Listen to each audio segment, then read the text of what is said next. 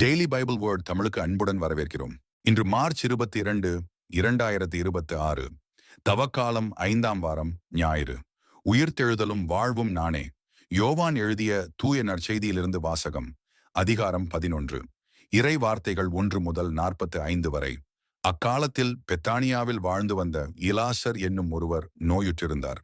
அவ்வூரில்தான் மரியாவும் அவருடைய சகோதரியான மார்த்தாவும் வாழ்ந்து வந்தனர். இந்த மரியாதான் ஆண்டவர் மேல் நறுமணத் தைலம் பூசி தமது கூந்தலால் அவரின் காலடிகளை துடைத்தவர். நோயுற்றிருந்த இலாசர் இவருடைய சகோதரர். இலாசரின் சகோதரிகள் இயேசுவிடம் ஆள் அனுப்பி, ஆண்டவரே, உம் நண்பன் நோயுற்றிருக்கிறான் என்று தெரிவித்தார்கள்.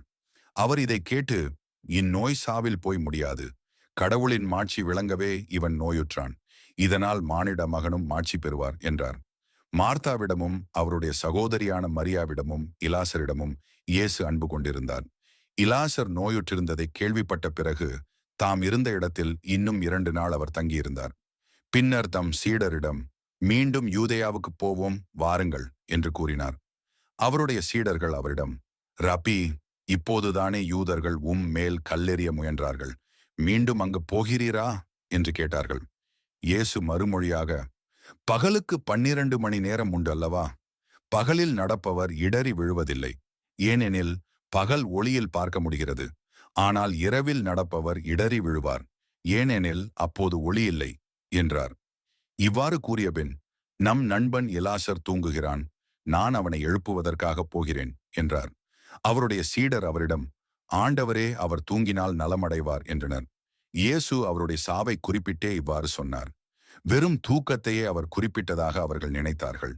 அப்போது இயேசு அவர்களிடம், இலாசர் இறந்துவிட்டான் என்று வெளிப்படையாக சொல்லிவிட்டு, நான் அங்கே இல்லாமல் போனது பற்றி உங்கள் பொருட்டு மகிழ்கிறேன், ஏனெனில் நீங்கள் என்னை நம்புவதற்கு இது ஒரு வாய்ப்பாகிறது. அவனிடம் போவோம், வாருங்கள் என்றார். திதிம் என்னும் தோமா தம் உடன்சீடரிடம், நாமும் செல்வோம், அவரோடு இறப்போம் என்றார்.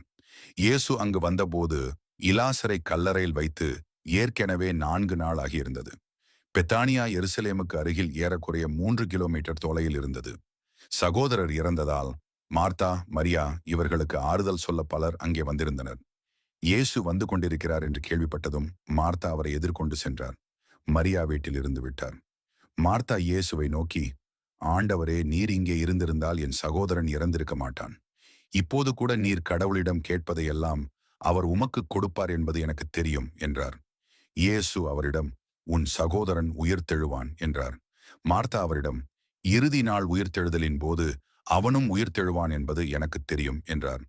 இயேசு அவரிடம், உயிர்த்தெழுதலும் வாழ்வும் நானே. என்னிடம் நம்பிக்கை கொள்பவர் இறப்பினும் வாழ்வார். உயிரோடு இருக்கும்போது என்னிடம் நம்பிக்கை கொள்ளும் எவரும் என்றுமே சாக மாட்டார். இதை நீ நம்புகிறாயா என்று கேட்டார். மார்த்தா அவரிடம், ஆம் ஆண்டவரே, நீரே மெசியா, நீரே இறைமகன், நீரே உலகிற்கு வரவிருந்தவர் என நம்புகிறேன் என்றார். இவ்வாறு சொன்னபின் மார்த்தா தம் சகோதரியான மரியாவை கூப்பிடச் சென்றார். அவரிடம், போதகர் வந்துவிட்டார், உன்னை அழைக்கிறார் என்று காதோடு காதாய் சொன்னார். இதை கேட்டதும் மரியா விரைந்தெழுந்து இயேசுவிடம் சென்றார். இயேசு அதுவரையிலும் ஊருக்குள் வரவில்லை. மார்த்தா தம்மை சந்தித்த இடத்திலேயே இன்னும் இருந்தார்.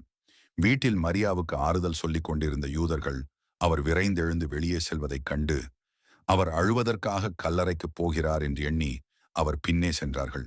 இயேசு இருந்த இடத்திற்கு மரியா வந்து அவரை கண்டதும் அவர் காலில் விழுந்து, ஆண்டவரே, நீர் இங்கே இருந்திருந்தால் என் சகோதரன் இறந்திருக்க மாட்டான் என்றார்.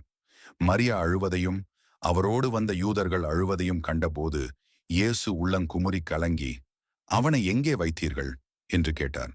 அவர்கள் அவரிடம், ஆண்டவரே, வந்து பாரும் என்றார்கள். அப்போது இயேசு கண்ணீர் விட்டு அழுதார். அதைக் கண்ட யூதர்கள், பாருங்கள், இலாசர் மேல் இவருக்கு எத்துணை அன்பு என்று பேசிக்கொண்டார்கள். ஆனால் அவர்களுள் சிலர், பார்வையற்றவருக்கு பார்வை அளித்த இவரை சாகாமல் இருக்கச் செய்ய இயலவில்லையா என்று கேட்டனர். இயேசு மீண்டும் உள்ளம் குமுறியவராய் கல்லறைக்கு அருகில் சென்றார். அது ஒரு குகை, அதை ஒரு கல் மூடியிருந்தது. கல்லை அகற்றிவிடுங்கள் என்றார் இயேசு. இறந்து போனவரின் சகோதரியான மார்த்தா அவரிடம், ஆண்டவரே, 4 நாள் ஆயிற்று, நாற்றம் அடிக்குமே என்றார். இயேசு அவரிடம், நீ நம்பினால் கடவுளின் மாட்சிமையை காண்பாய் என நான் உன்னிடம் கூறவில்லையா என்று கேட்டார். அப்பொழுது அவர்கள் கல்லை அகற்றினார்கள். இயேசு அண்ணாந்து பார்த்து, தந்தையே, நீர் என் வேண்டுதலுக்கு செவிசாய்த்ததற்காக உமக்கு நன்றி கூறுகிறேன். நீர் எப்போதும் என் வேண்டுதலுக்கு செவிசாய்க்கிறீர் என்பது எனக்கு தெரியும். எனினும் நீரே என்னை அனுப்பினீர் என்று சூழ்ந்து நிற்கும் இக்கூட்டம் நம்பும் பொருட்டே இப்படி சொன்னேன் என்று கூறினார். இவ்வாறு சொன்னபின் இயேசு உரத்த குரலில், இலாசரே, வெளியே வா என்று கூப்பிட்டார். இறந்தவர் உயிரோடு வெளியே வந்தார். அவருடைய கால்களும் கைகளும் துணியால் சுற்றப்பட்டிருந்தன.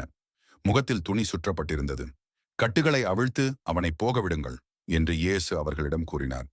மரியாவிடம் வந்திருந்த யூதர் பலர் இயேசு செய்ததைக் கண்டு அவரை நம்பினர். இது ஆண்டவரின் அருள்வாக்கு. இறைவா, உமக்கு நன்றி. தினசரி நற்செய்தி வார்த்தைகளுக்கு daily Bible words Tamil channel subscribe பண்ணுங்க.